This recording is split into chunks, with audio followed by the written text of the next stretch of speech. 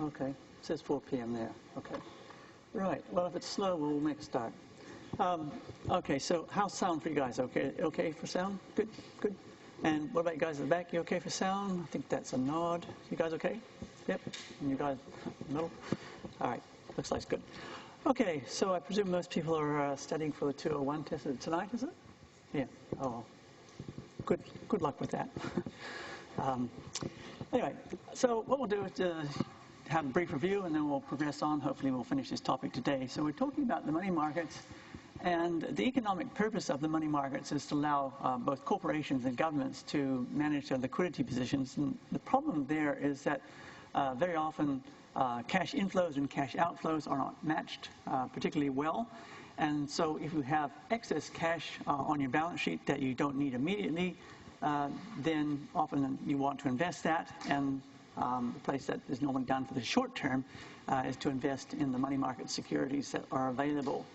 But similarly, if you're short of liquidity, but overall a profitable company, the place that you go to acquire more liquidity is into the money markets.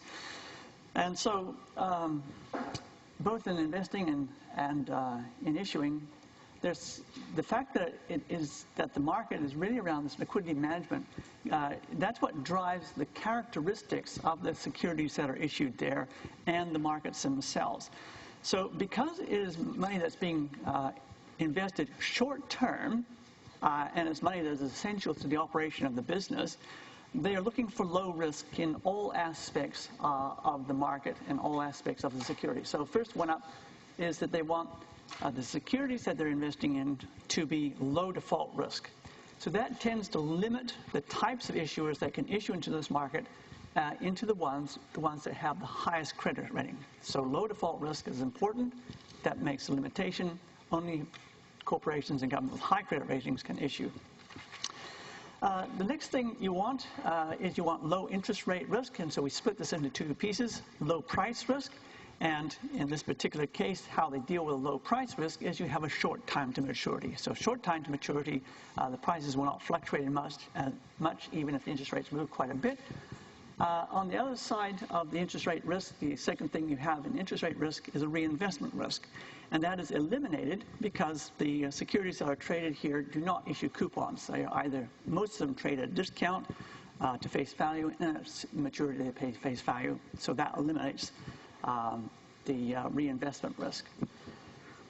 The third thing, maybe it's fourth thing now, that we're looking for then is very low liquidity risk. So there's two things we require out of low liquidity risk. One is you want very liquid markets so that you can enter or exit as necessary, and you don't get caught up there and being unable to sell. So it's necessary to have a very highly liquid market. And then the second thing of that is because you're often investing for comparatively short times, and these are also tends to be securities with comparatively low interest rates, you want low transactions costs, so your interest is not consumed by the transaction costs. And so from there we started to look at a few of the different markets, because they are a collection of markets. They are dealer markets or over-the-counter markets. And the first one we looked at is the cash market. And we've talked about this before in the section on the Reserve Bank. This is the interbank cash market. And the trading there is often on a matter of a few hours up to maybe a day or so. It's also a place where the Reserve Banks trade in monetary policy. One of the main instruments used there is what's called a repurchase agreement. And a repurchase agreement is where you sell a security, and at the time that you sell it, you agree to buy it back at a set date at a set price in the future. And that can actually come in a second flavor, which we call a reverse repo, which is simply the opposite. Instead of starting with a sale, it starts with a purchase. But again, the reverse of that is set at the time that the trade is set up. Then we looked at government treasury bills. They're simply a money market instrument issued by the government. And one of the key things about them is that they're the ones that are often used when we want to find a risk-free interest rate. So money market securities issued by a government tend to be the ones that are used to find a risk-free interest rate. We did a little bit on pricing, and this is one of the few places in the financial markets where we actually use simple interest principles to do pricing. Most things pretty much everything else, we use compound interest. But this is one of the places where we use simple interest. And so that brings us to commercial paper. This is another security that we're going to look at. So first question up, what is commercial paper? Anyone come across commercial paper? Know what it is? Admit it? Have any idea what it might be about?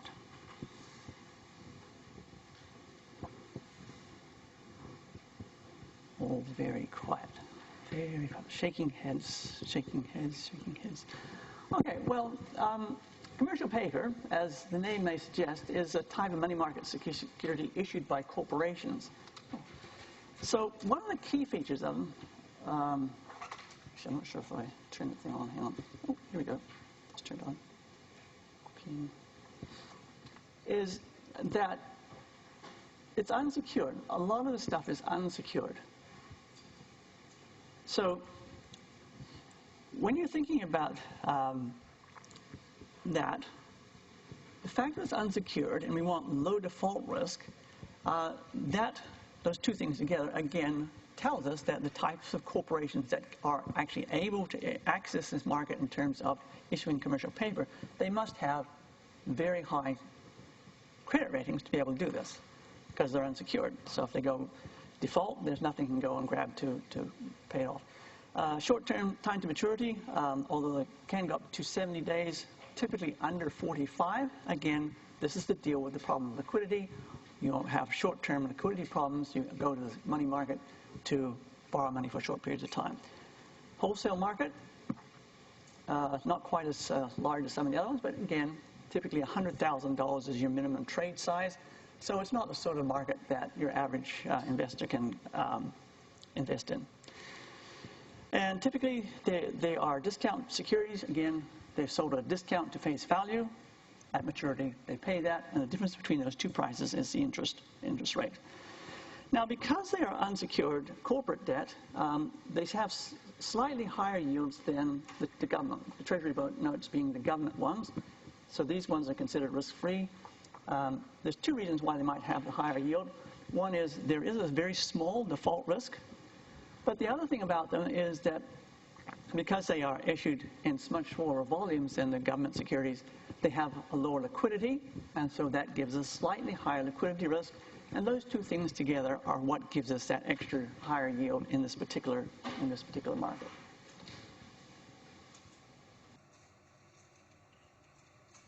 Now, the rating system that is used on these things is much simpler than the bond one. Remember, we talked about the bond rating system back in the structure of interest rate topic, and we had a whole range there from AAA all the way down to CCC, and I think went down even into, some of them actually go down to D.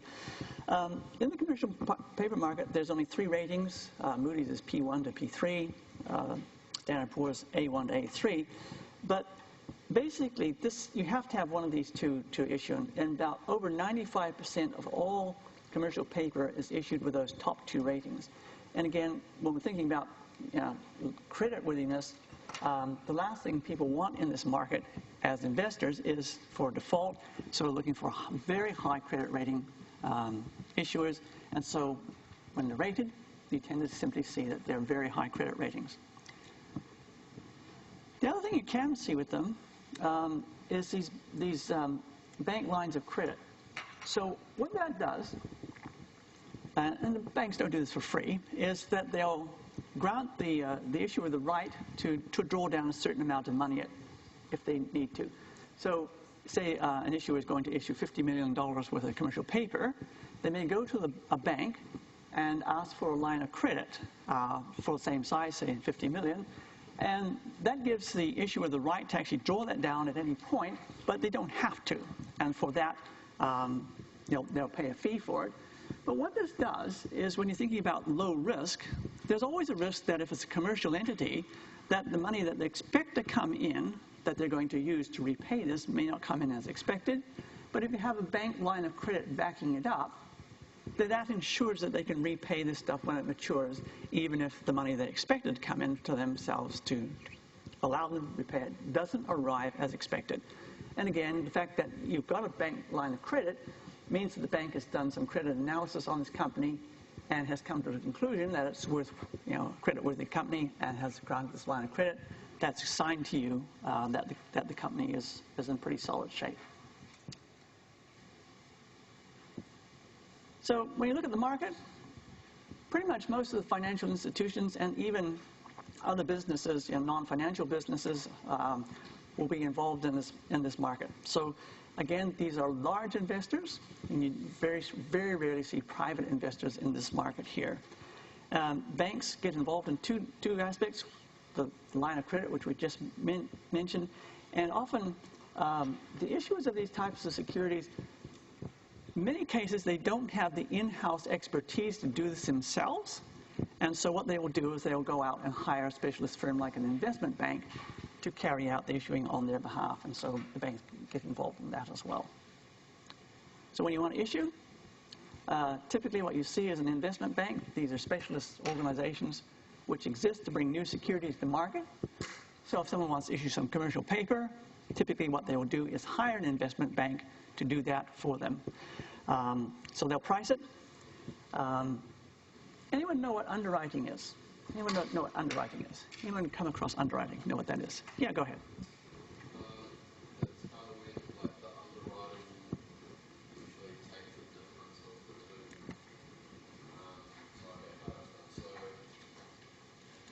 Let's say that a firm issues $400,000 or 400,000 commercial papers, and then only 200,000 for the bank will take up the other 200,000. Okay, so basically, if they're unsold, you're saying the bank buys them. Yeah, I mean, that's the net effect of it, of what happens, is that if they're unsold, the bank buys them. But what it actually does in terms of the technicalities is it actually buys the entire issue, and then it on-sells that issue to other investors at a higher price. And the net effect is, if they're not all sold, then the investment bank is left with these securities themselves. So this is good for the issuer because it guarantees that their security is going to be sold, the whole lot. And so, of course, this doesn't come free, so the bank makes its money on the difference between what it pays the issuer for them and what it gets from the end investors when it on-sells them. You can have a non-underwritten offer, although this is less common, and basically what happens there is that the investment bank simply does the best it can to sell it. If it can't sell everything, then simply returns the unsold securities back to the issuer. If you're a large issuer, and large issuer is kind of a relative term, but if you're issuing this stuff on a regular basis, some of the large corporations that use the money market a lot have in-house staff that do this. They usually have a team of sort of around 4 to 6 people who will handle the regular issuing of commercial paper, and so they don't actually need to have an investment bank because they're issuing a lot of it. And I don't know what the number is now, but if you go back about sort of 10 years or so, they would say that if you issued more than $200 million per year, then it was worthwhile bringing it in-house rather than hiring an investment bank to do it. So if we calculate the yield, this is simply a reversal of the simple interest formula that we saw the other day. This is a simple interest calculation, and it's one of the few that we do in finance. Most things we do are compound interest. But again, if you're in the US, instead of using 365, you use 60, 360. So you can calculate the yield pretty straightforwardly. Okay, any question on that before we go to the negotiable certificates of deposit? Yeah, got a question? Just wondering, for the commercial paper with the backup line of credit, yeah. Was the backup with the bank? What's the point? Apparently that if you want to back out, the bank, they're definitely going to charge them. They don't offer for free, is that? Oh, no. Since if they don't offer for free, what's the point that they issue like commercial paper, just like, got a lot of trouble involved? They could just ask for overdraw from the bank straight away. Yeah, I mean, one of the things you find, okay, this is a general principle. If you look at direct financing versus indirect financing, okay, and this is what we see here, either issuing a security or going and borrowing directly from the bank, in almost all cases, direct financing is cheaper. Okay, you can get a lower interest rate by going direct financing than going to a bank and getting exactly the same amount of money. They would charge you more. So that's one of the things that drives this, is that it's simply cheaper to use the direct markets. Now, for those lines of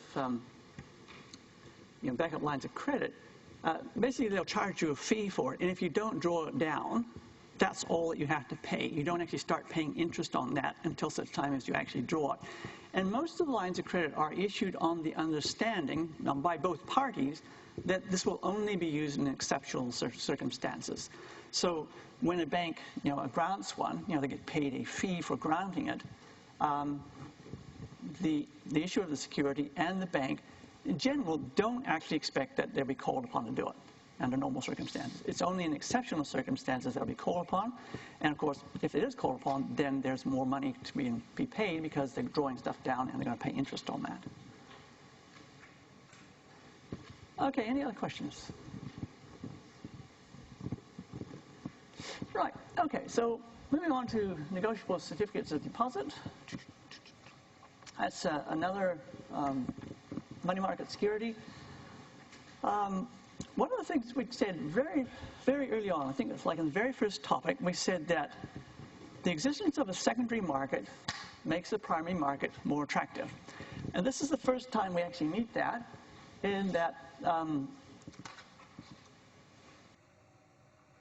this is when they first issued in 1961. Now, prior to that, the things which were exactly the same, the certificate of deposits, had existed for a long time, many, many years. But there was no secondary market. So basically, if you bought a certificate of deposit from a bank, then more or less you had to keep it through to maturity.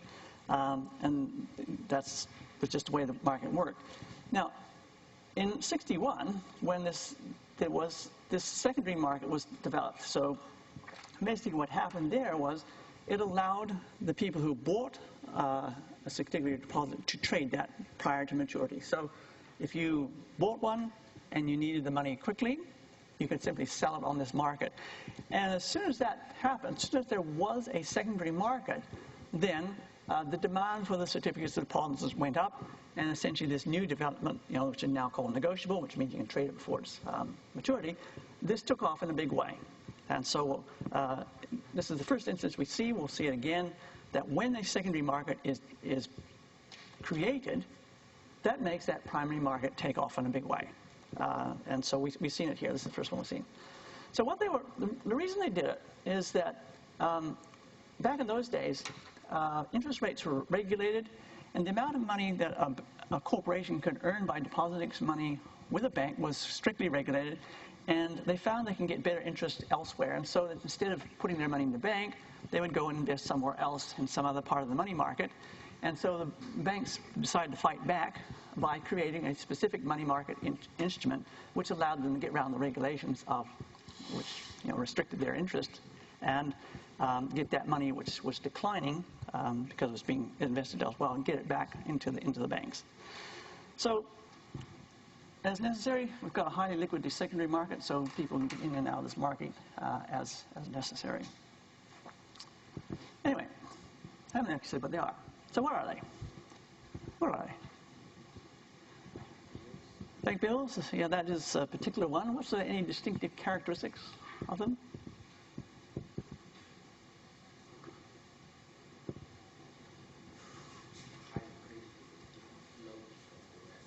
Okay, high liquidity, low default risk. Yeah, we definitely have those. Anything that separates, that's very common to money markets. Anything specifically, really distinctive about these compared to some of the others. Okay, so move on.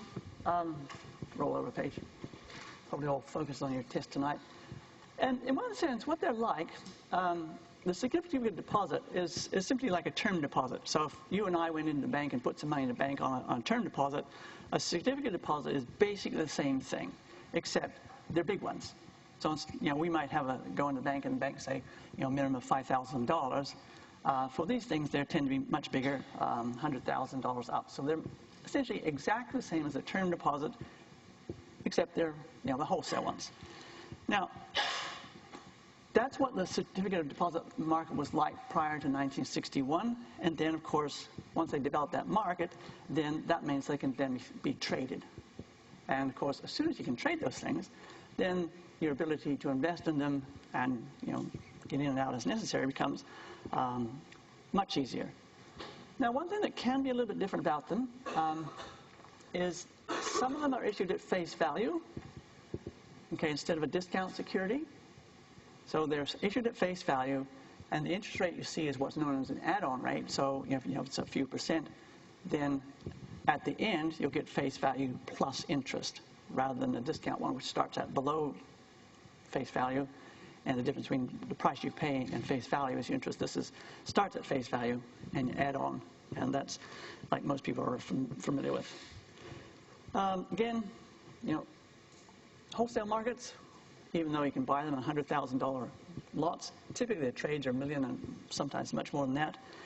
And the interest rate, depends on, whatever the credit rating of the bank. If the credit rating gets too low, you find they can't even issue these things. So when compared to the Treasury note, which is your default risk-free rate, you have two higher risks. They have a slightly higher credit risk, so not much, but it's there. And of course, this one here, you have lower liquidity. And between those two things, lower liquidity and a slightly higher credit risk, you have a slightly higher interest rate than an equivalent government security.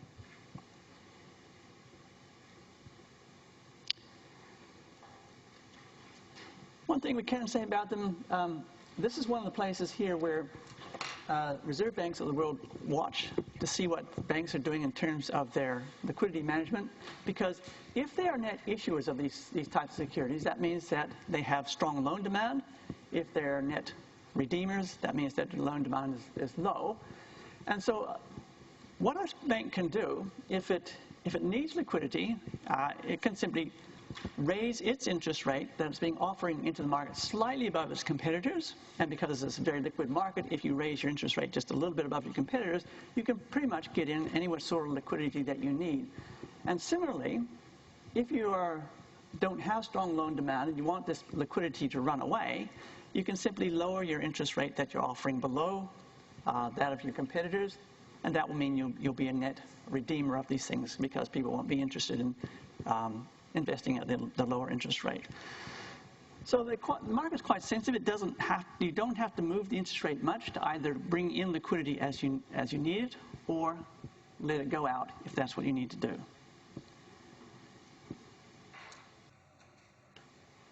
In New Zealand, they're called bank bills. These are our standard terms, 30, 68, 90 days. And one of the key ones is that 90-day bank bill. And the reason that's such a key rate, and that's the one you hear quoted most often, is that's the one that's used as the base for setting the mortgage rates. So if you're wondering why the mortgage rates move around, go have a look at the 90-day bank bills and see what's happening to them. So that's the one that tends to set the mortgage rates. Okay, any questions on bank bills before we go on to these asset-backed commercial papers? Yeah, go ahead. Just wondering, you said this one is lower liquidity than the T-notes. But you said it's because it's negotiable, you could sold and trade before the maturity. It's supposed to be higher liquidity. Consider the T-notes, you can't trade or sold before the maturity. Oh, T-notes, yes, you can. The government securities, there's definitely secondary market there. And typically what you see is that the government is by far the biggest single issuer in the markets. And so it is the most liquid market there is. Okay. So usually when you're comparing with the government security, often you'll find that is the most liquid market. And then anything else has a lower liquidity than the government market. Okay, any other questions? Right, okay, we'll move on. Ripping through at a good speed. Okay, so asset-backed commercial paper. This is relatively recent stuff. Oh, actually, there's one thing I was going to show you. Back here in I missed it. I'll back up a bit to commercial paper. One of the things that's happened with commercial paper, this is the U.S. market. The amount of commercial paper on issue has actually dropped off quite a lot in recent years. So this goes all the way back to 2001, and this is actually the 6th of March this year. So this covers, about 16 years. And here's pre-crisis period, and these, unfortunately, the axis here got chopped off, so I've written it in. These are in billions of dollars. And the size of the market in terms of total amount of commercial paper issued peaked at around $2.2 trillion pre-crisis. And then it dropped off quite quickly during the crisis period. And ever since, it's been sitting around just above about $900 billion worth of commercial paper since about 2010. And so again, when we're thinking about the liquidity in these markets, we saw last time there was a big drop-off in liquidity in the T-bill market in the U.S. Also, because of the amount of commercial paper on issue has dropped off, the liquidity in this market's gone down quite substantially in recent years as well. And so it's pretty much what's more than halved the amount on issue. And of course, as soon as you take the amount on issue down, the liquidity goes down. So liquidity in this market has gone down relative to pre-crisis period, and it hasn't recovered yet. Anyway.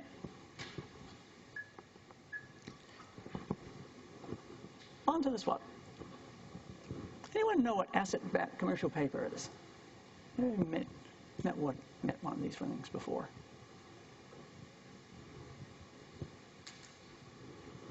Yeah, go ahead. I assume that it's kind of like secured commercial paper, kind of collateral. We put like asset to secure the pay the back. Yeah, okay, so it's something with a bit of security back. Like if you think about commercial paper that's unsecured, that this has some security behind it. Yeah. That's your guess? Yeah. That's your guess. It's quite a reasonable guess. Actually, it is actually sort of it's just, in one sense, it's just a name. But when we come to securitization, which come to another section, basically what happens in securitization is you take things that are non-traditional securities, like, for example, it's very rare to see mortgages traded out in the capital markets. Basically, if you get a mortgage from a bank would normally keep that. And what they have done in securitization is take these types of non-traditional loans, package them up into something that looks very much like a bond, and then they sell these to the end investor. Now, these things here are very similar, except instead of packaging up some sort of non-traditional bunch of loans and selling them as bond, they're packaging them up in exactly the same way, but they're selling them as a money market security. And so when you think what on earth might be out behind them, again, mortgages, you can see mortgages as backing these things. So basically what they do is take a bunch of similar mortgages, they sell them into a particular legal entity, and then they cut that up and sell that out into the market as a money market security. So other things, receivables, very non-traditional thing to be sold in capital markets. And sometimes they'll even take securities themselves, long-term securities, and then they will package them up in a certain way, cut them up and turn, say, a bunch of bonds into a money market security and sell that out. And so what it does, it takes these things which, when you think about what most of them are, they're relatively illiquid. I mean, think about mortgages. They tend to be very illiquid sorts of things. Bank issues a mortgage, bank keeps it on its books. Very illiquid type of security there. And so it's turning these things which are typically illiquid into something that's liquid. And then once they've sold it, they receive those funds, and they can actually go and make further loans. Now, one of the things about them is that, which makes them quite different to the bonds, which is, the things that look like bonds in the securitization, is that when we talk about commercial papers, 45 days, or even less than 45 days, is that you have to roll these things over a lot. So if you have a bunch of mortgages and you're going to, say, package them up and sell them as this type of commercial paper, and say you make it with a 180-day maturity, if you're talking about 10, 15, 20-year mortgages, then you have to roll this type of paper over on a very, very regular basis.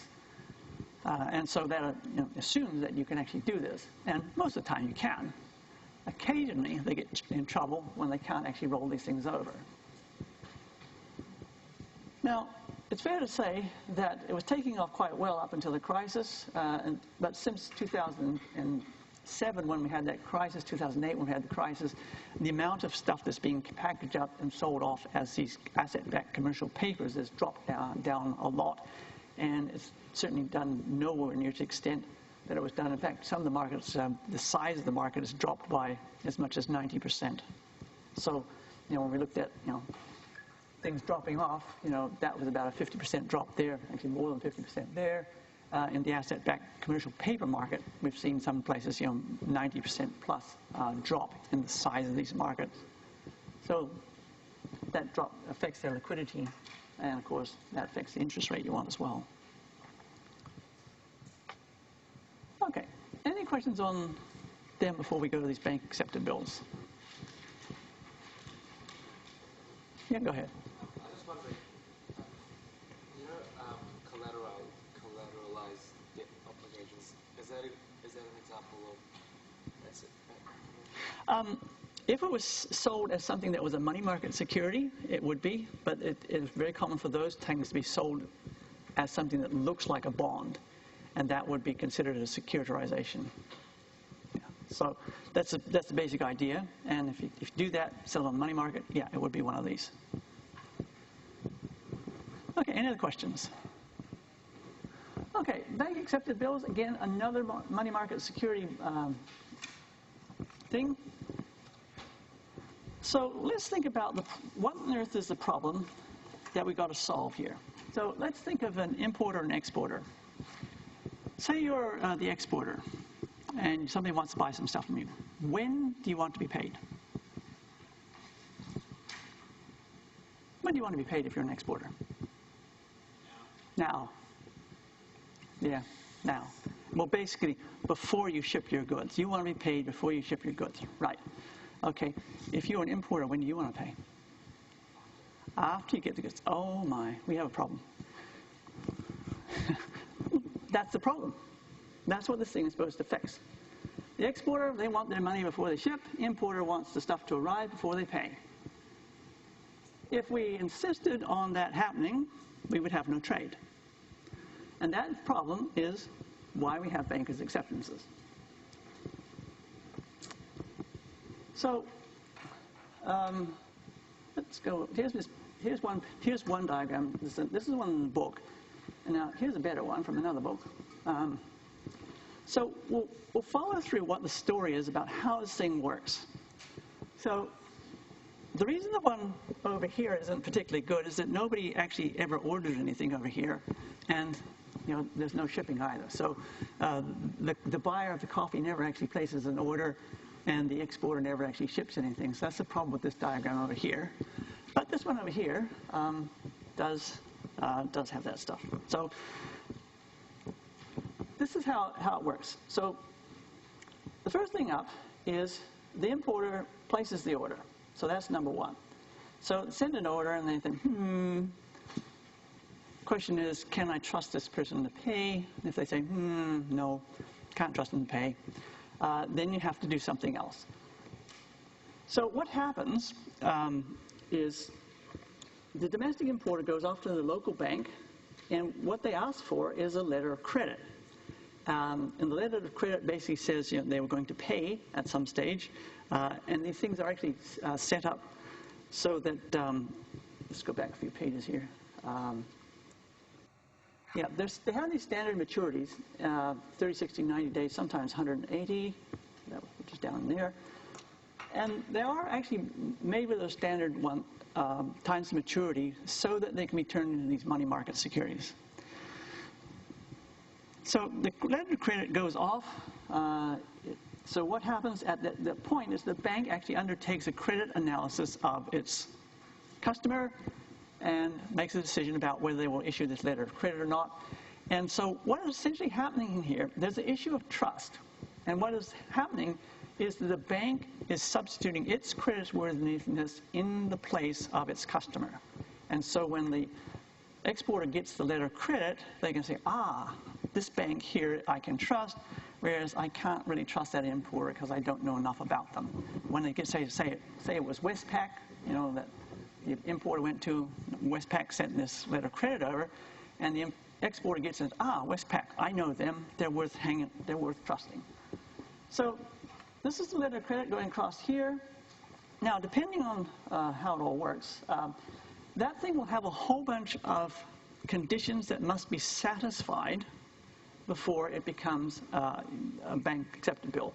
And typically what will happen is that it will require things like, shipping documentation. Often you need insurance on it. If it's something like an agricultural goods, there will be certificates of quality and all that sort of stuff. But it's all specified in that letter of credit what has to be complied with before they will actually accept this thing as themselves. So as long as the exporter complies with all the conditions on this, they can then go to the local bank, which this one's here, and this is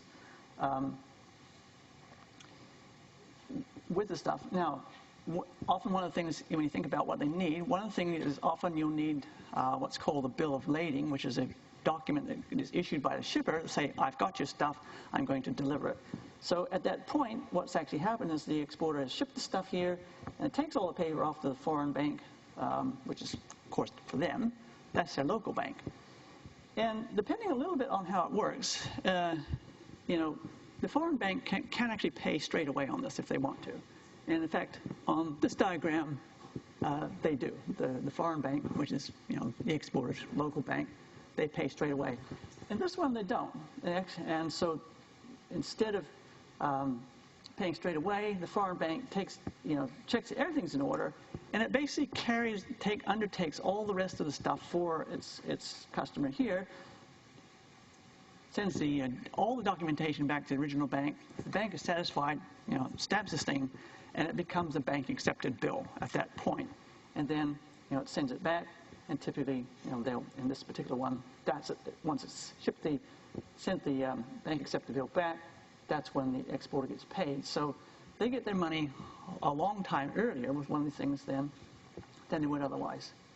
Now the stuff goes across the sea, arrives here in port, and typically what you'll find is the thing called the bill of lading is actually a certificate which gives you ownership.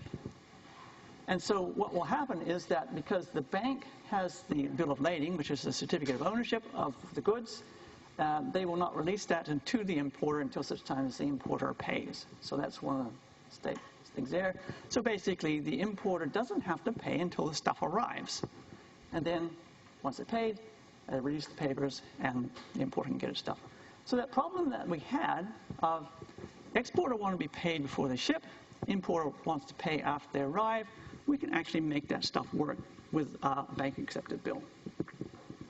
And widely used in trade, these things, both internal domestic trade and also international trade as well. Yeah, go ahead.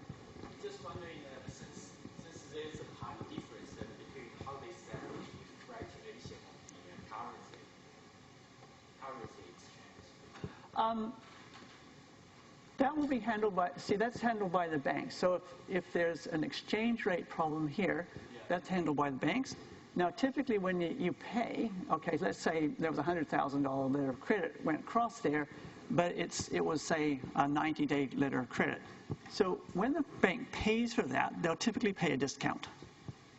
Okay, they pay the exporter, maybe 98% of the value of it. So they'll pay a discount, and that difference between, what they pay them at a discount on the face value, that's the interest going to be on this particular bank accepted bill. Now, again, problem with exchange rate, okay, so what's happened is the exchange rate stuff has been taken care of because The Australian buyer deals in Australian currency with the bank. Colombian exporter deals in whatever they're, probably a peso, with their bank. So they both deal in their respective domestic currency, and any problems with foreign exchange differences is handled by the banks. Do they go to those two banks? Do they go through the international central bank? For the Bank of International Settlements, for payments. Yeah. Do they go through that? For the actual movement of the money, probably, yeah. I mean, that's how money goes. Yeah. Okay, any other questions? Okay, so very widely used things in trade, and they're there to deal with this specific problem. Let me see if there's anything else we missed in here.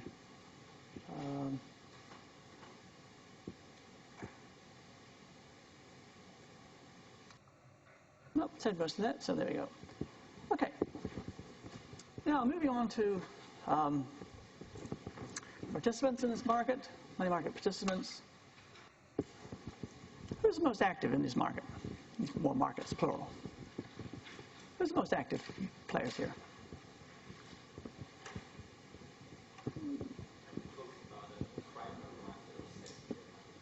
Oh, probably a bit of both. Well, the investors are like who would be, obviously not you and I. Well, maybe you. I'm not rich enough to engage in the market. Banks. Yeah, the commercial banks are by far the biggest participants in these markets. So what sort of instruments they use?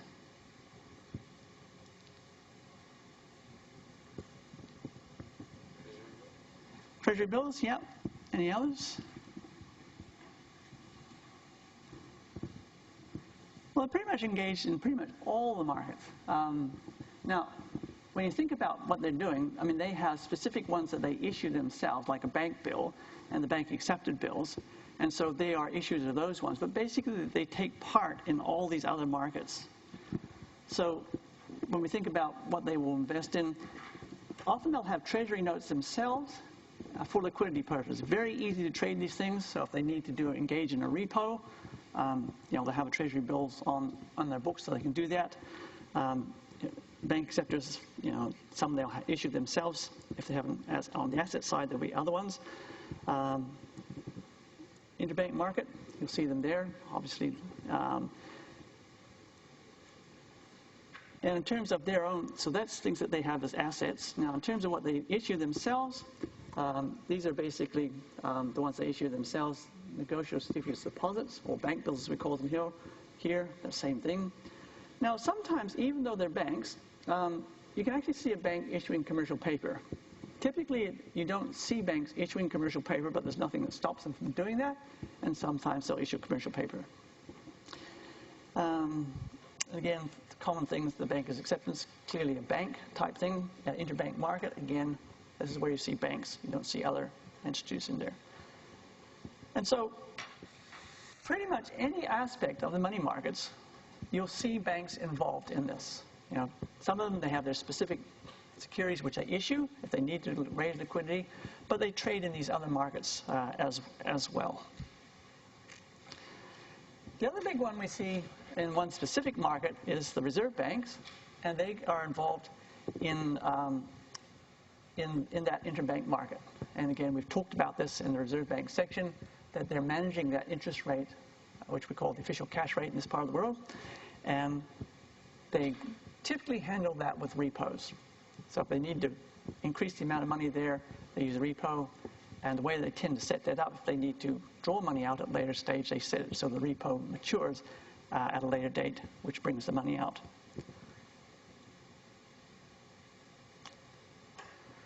Now, one of the things about them is that when we look at the characteristics of these things, they're all very similar.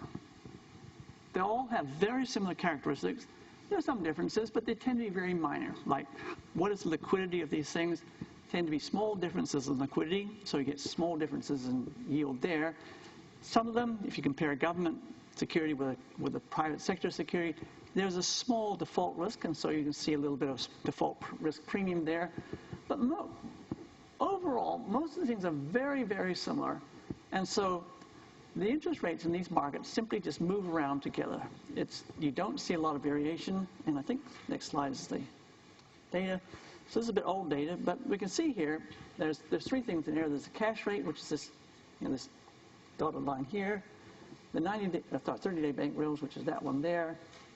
And then these are the 3-month Treasury notes. And as you can see, they do tend to stay very close to each other. They move around together because, by and large, they're very, very similar. They're not identical, but they're very similar, and so they tend to move around together in terms of the interest rates that they trade at. Okay, any questions on that before we move? Yeah, go ahead. Since you said they move together, I assume that the diversification doesn't work out that the world doesn't, right? The what doesn't?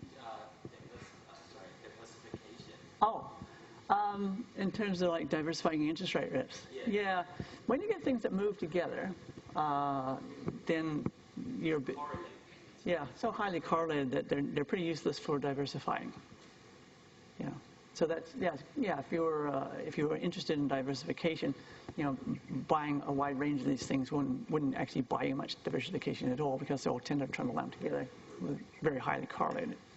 So yeah, if you're interested in diversification, you need to go to some other type of market where the correlation is lower.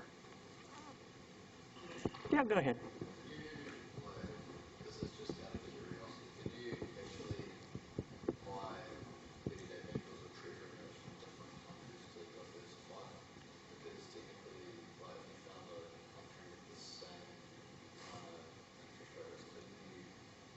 But like, across the two countries, they wouldn't be directly correlated. They wouldn't be as closely correlated as within one country. Oh, yeah.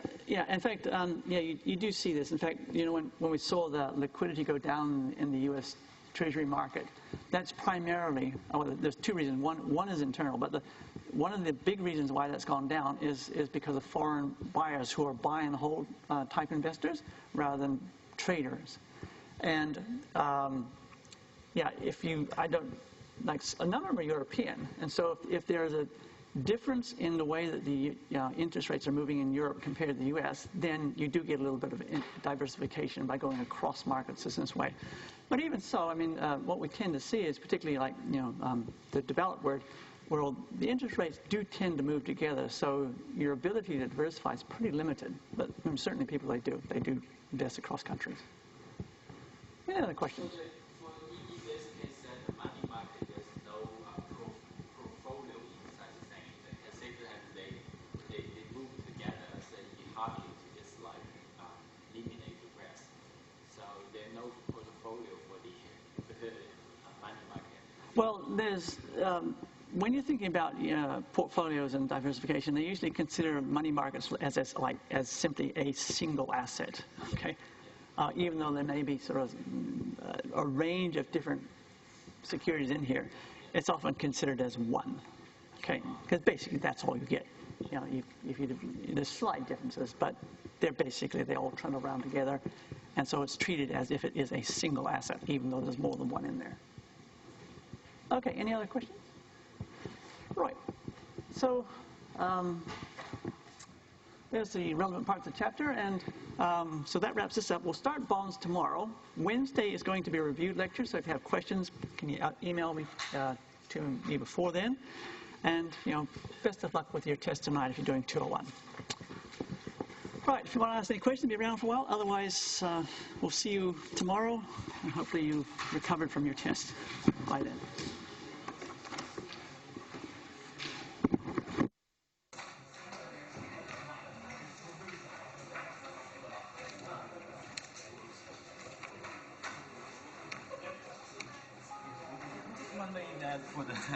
For the test, are we going to be tested on the kind of history kind of stuff we're talking about in the lecture, like for example, which year the international bank established or something like that? No. The historical stuff is basically sort of give you some idea where these things Background. yes, but I don't ask questions on the start. Cool. Also, then, just wondering that for the, are you gonna test us something like out of the outside from the slides? Like, Well, there's a bunch of test papers online, and Yeah.